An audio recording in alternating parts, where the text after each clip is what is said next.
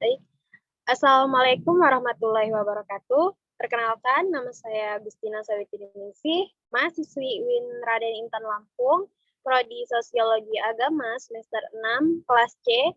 Di sini saya akan mempresentasikan terkait tentang pendidikan di Indonesia yang memiliki beberapa sub materi, yaitu model pendidikan demokratis, globalisasi, dan pada masa pandemi COVID-19. Di sini saya mempresentasikan dalam rangka mengerjakan tugas dari mata perkuliahan Sosiologi Pendidikan. Baik, selanjutnya untuk sub yang pertama, di sini saya akan menjelaskan terlebih dahulu apa itu yang dimaksud dengan pendidikan. Baik, secara etimologi, pendidikan sendiri berasal dari kata pedagogik yang berasal dari bahasa Yunani yang terdiri dari kata paes yang artinya anak dan agogos yang artinya membimbing. Jadi, pedagogik sendiri berarti bimbingan yang diberikan kepada anak, sedangkan dalam bahasa Romawi pendidikan itu berasal dari kata educate yang berarti mengeluarkan sesuatu yang berada dari dalam. Nah, selain itu juga ada dari bahasa Inggris, di mana pendidikan sendiri itu diistilahkan dengan kata to educate, yang berarti dan melatih intelektual. Nah, dan selain itu juga dari bangsa Jerman melihat pendidikan itu sebagai Erziehung, yang setara dengan educare, yakni membangkitkan kekuatan terpendam atau mengaktifkan kekuatan atau potensi anak. Nah, sedangkan dalam bahasa Jawa, pendidikan itu berarti panggulawentah atau pengubahan, mengubah kejiwaan, mematangkan perasaan, pikiran, kemauan, dan watak mengubah kepribadian sang anak. Baik, selanjutnya, nah di sini ada beberapa pengertian terkait pendidikan sendiri menurut para ahli. Yang pertama ada dari Ki Hajar Dewantara. Baik, di sini Ki Hajar Dewantara mengartikan pendidikan sebagai tuntunan dalam hidup tumbuhnya anak-anak. Nah, yang dimaksud di sini pendidikan menuntun segala kekuatan kodrat yang ada pada anak-anak itu, agar mereka sebagai manusia dan sebagai anggota masyarakat dapat mencapai keselamatan dan kebahagiaan yang setinggi-tingginya atau salam dan bahagia. Lalu yang kedua ada Friedrich Mayer, di mana dia mengatakan bahwa pendidikan adalah suatu proses yang menuntun pencerahan umat manusia. Dikatakan proses karena pendidikan berlangsung terus hingga manusia memperoleh pencerahan. Dan yang ketiga di sini ada John Dewey, di mana dia mengatakan bahwa pendidikan adalah rekonstruksi atau reorganisasi pengalaman yang menambah kemampuan untuk mengarahkan pengalaman selanjutnya. Nah, dan yang keempat, di sini menurut Carter Vigood, di mana dia mengatakan bahwa pendidikan adalah keseluruhan proses di mana seorang mengembangkan kemampuan, sikap, dan bentuk-bentuk tingkah laku. Nah, yang di mana hal tersebut itu bernilai positif dalam masyarakat di mana tempat dia hidup. Baik, selanjutnya dari beberapa penjelasan tersebut yang telah saya jelaskan menurut para ahli, dapat diambil kesimpulan bahwa pendidikan itu suatu usaha sadar dan terencana untuk memberikan bimbingan atau pertolongan dalam mengembangkan potensi jasmani dan rohani yang diberikan oleh orang dewasa kepada peserta didik untuk mencapai kedewasaannya, serta mencapai tujuan agar peserta didik tersebut mampu melaksanakan tugas hidupnya secara mandiri. Jadi di sini itu pendidikan sesuatu hal yang sadar atau terencana yang diberikan kepada orang dewasa kepada anak-anak. Baik, sub materi selanjutnya di sini akan membahas terkait pendidikan demokratis. Apa itu pendidikan demokratis? Oke. Pendidikan demokratis sendiri menurut Winata Putra dan Budimansyah adalah upaya sistematis yang dilakukan negara dan masyarakat untuk memfasilitasi individu atau warga negara agar dia dapat memahami, menghayati, mengamalkan, dan mengembangkan konsep, prinsip, dan nilai demokrasi sesuai dengan status dan perannya dalam masyarakat. Di negara kita sendiri, di Indonesia, pendidikan kewarganegaraan itu menjadi salah satu wahana pendidikan yang demokrasi, di mana secara terfokus tujuan pendidikan demokrasi sendiri untuk menumbuhkan kesadaran berdemokrasi, pengetahuan mengenai mekanisme demokrasi, serta democratic responsibility, transparansi, dan peaceful, dan lain-lain. Nah, baik, di sini saya akan menjelaskan terlebih dahulu apa sih itu demokrasi. Nah, demokrasi sendiri berasal dari bahasa Yunani, dari kata demos dan kratos. Demos yang berarti rakyat dan kratos yang berarti pemerintahan.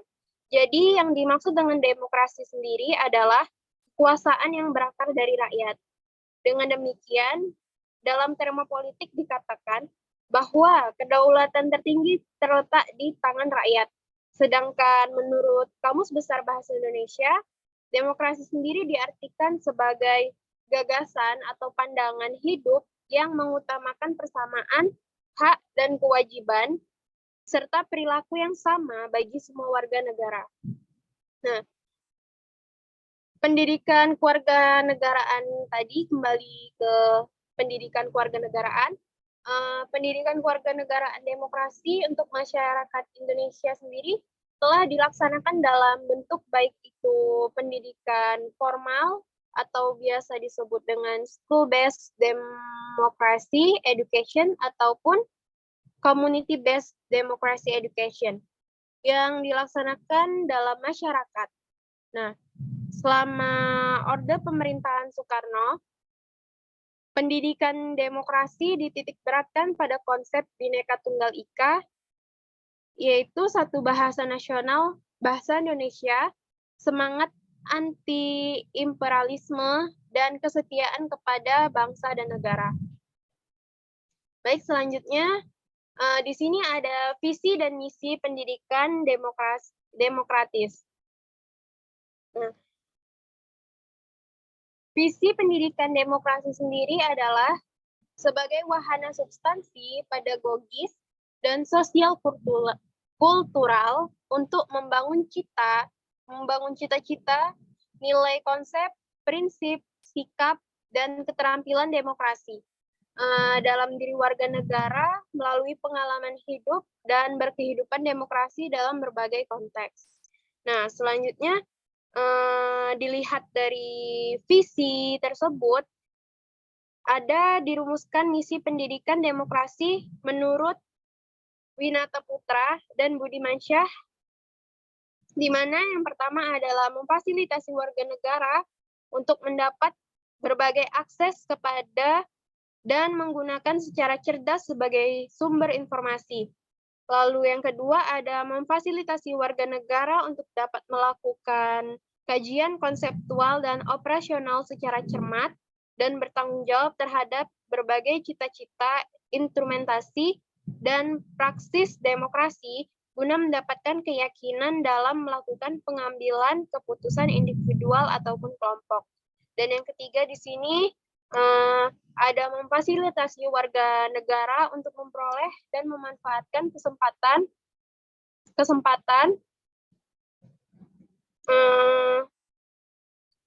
berpartisipasi secara cerdas dan bertanggung jawab dalam praksis kehidupan demokrasi di lingkungannya. Nah, dari beberapa visi tersebut dapat disimpulkan bahwa misi dari model pendidikan demokrasi sendiri adalah mendidik para siswa agar mampu untuk menganalisis berbagai dimensi kebijakan publik dengan kapasitasnya sebagai young citizen atau warga negara muda yang mencoba memberi masukan terhadap kebijakan publik di lingkungannya. Nah, yang dimana hasil yang diharapkan tersebut adalah kualitas warga negara yang cerdas, kreatif, partisipatif, prospektif, dan bertanggung jawab. Baik, selanjutnya yang kedua ada pendidikan dan globalisasi. Baik, di sini kita tahu saat ini arus globalisasi yang telah merambah ke seluruh aspek kehidupan adalah hal yang tak bisa terhindarkan. Bahkan bersama globalisasi, kosmopolitanisme dianut sebagai semacam ideologi dan multikulturalisme semakin menjadi visi hidup berperadaban. Nah, kenyataan ini mengharuskan adanya strategi-strategi kependidikan melalui pranata-pranata yang dikandungnya, mampu mengakomodasi perubahan-perubahan peradaban global. Nah, arah perubahan ini mengacu pada hal-hal yang bersifat imperatif maupun empirik. Baik, selanjutnya. Next. Nah, di sini isu globalisasi itu dirasakan oleh semua negara, baik dalam tatanan kehidupan secara global, makro, dan juga dalam tatanan kehidupan pada tingkat mikro atau individu. Nah, dampak globalisasi sendiri berpengaruh pada semua sektor, baik itu pada sektor sosial, ekonomi, politik, dan pada dunia pendidikan. Nah, di sini ada beberapa tantangan bagi dunia pendidikan di era globalisasi, diantaranya globalisasi di bidang budaya, etika, dan moral sebagai akibat dari kemajuan teknologi di bidang transportasi dan informasi. Nah, dengan adanya perkembangan globalisasi itu, maka bidang budaya, etika, dan moral itu terkena dampaknya, di mana banyak kebudayaan-kebudayaan, baik itu etika dan moral yang berubah akibat adanya globalisasi. Nah, yang kedua di sini ada diberlakukannya globalisasi dan perdagangan bebas. Nah, yang berarti persaingan alumni dalam pekerjaan semakin ketat. Di mana di sini dengan adanya perdagangan bebas itu tadi, para pedagang-pedagang yang lama itu daya saingnya semakin tinggi dan semakin ketat. Nah, lalu yang ketiga adanya masalah rendahnya tingkat sosial kapital. Ini inti dari sosial kapital adalah trust atau sikap amanah. Nah, lalu yang terakhir di sini, di mana hasil-hasil dari survei internasional menunjukkan bahwa mutu pendidikan di Indonesia sendiri masih rendah atau bahkan selalu ditempatkan dalam posisi juru kunci jika dibandingkan dengan negara-negara tetangga. Jadi pendidikan di Indonesia dengan adanya globalisasi ini menunjukkan bahwa mutunya itu masih rendah. Oke, next selanjutnya. Nah, selanjutnya di sini ada di mana di era globalisasi sendiri memberikan tantangan-tantangan yang harus dijawab oleh pendidikan. Nah, tantangan-tantangan tersebut antara lain, yang pertama, pendidikan harus mampu menghasilkan output yang berkualitas. Yang kedua, output pendidikan harus menguasai ilmu pengetahuan dan teknologi. Nah, yang dimaksud dengan output sendiri adalah masyarakat. Masyarakat di sini tuh harus mampu menghasilkan output yang berkualitas dan menguasai ilmu dan teknologi. Nah, untuk apa? Supaya tidak tertinggalan zaman. Supaya semakin berkembang dan majunya pengetahuan di suatu bangsa atau negara. Nah, dan di sini yang ketiga, SDM harus ditingkatkan mutunya supaya mampu survei dan bersaing di tengah era globalisasi. Baik, selanjutnya. Nah, di sini yang terakhir ada pendidikan pada masa pandemi COVID-19. Oke, di sini kita tahu bahwa COVID-19 atau Coronavirus Disease 2019 sedang marak baik itu di Indonesia maupun di dunia. Pada pertengahan bulan Desember 2019, dunia seolah diguncang dengan adanya berita mengenai penyebaran virus yang berasal dari Tiongkok. Nah, di mana virus tersebut itu yang biasa kita sebut dengan COVID-19 atau virus corona, sifatnya itu yang mudah menular dan cepat beradaptasi di segala kondisi, membuat virus tersebut itu dapat merembak dengan cepat. Nah, Indonesia merupakan salah satu negara yang terinfeksi pandemi COVID-19, di mana penyakit itu tadi, seperti yang telah saya sampaikan, itu cepat menular karena disebabkan oleh sindrom pernapasan akut atau coronavirus 2 atau biasa yang disebut dengan SARS-CoV-2, sehingga sangat berdampak bagi masyarakat. Nah, dampak penyebaran virus COVID sendiri sangat dapat dilihat baik terhadap sektor ekonomi, sosial, politik, maupun di sektor pendidikan. Next. Nah, lalu bagaimana pendidikan di Indonesia pada masa pandemi COVID-19? Nah, dari adanya pandemi saat ini, pemerintah itu menerapkan beberapa kebijakan. Nah, untuk terkait pendidikan sendiri, kebijakan itu salah satunya seperti work from home, di mana kebijakan ini merupakan upaya yang diterapkan kepada masyarakat agar dapat menyelesaikan segala pekerjaannya di rumah. Pendidikan di Indonesia pun menjadi salah satu bidang yang terdampak akibat adanya pandemi COVID-19. Nah, dengan adanya pembatasan interaksi sosial, Kementerian Pendidikan di Indonesia mengeluarkan kebijakan yaitu dengan meliburkan sekolah dan mengganti proses kegiatan belajar mengajar atau KBM dengan menggunakan sistem dalam jaringan atau yang biasa kita sebut dengan daring. Next. Oke. Dengan adanya kebijakan tersebut, tentu ada kekurangan dan kelebihan dari sistem daring yang sampai saat ini tengah kita laksanakan, tengah kita jalani. Nah, di antaranya yang pertama, kekurangan dari sistem daring atau online yang sering terjadi antara lain banyaknya materi pelajaran yang tertinggal karena belum selesai disampaikan oleh guru maupun dosen. Nah, yang dimana hal tersebut itu disebabkan karena akses informasi yang terkendala sinyal. Sehingga dengan terkendalanya sinyal menyebabkan lambatnya mahasiswa maupun siswa untuk mengakses informasi.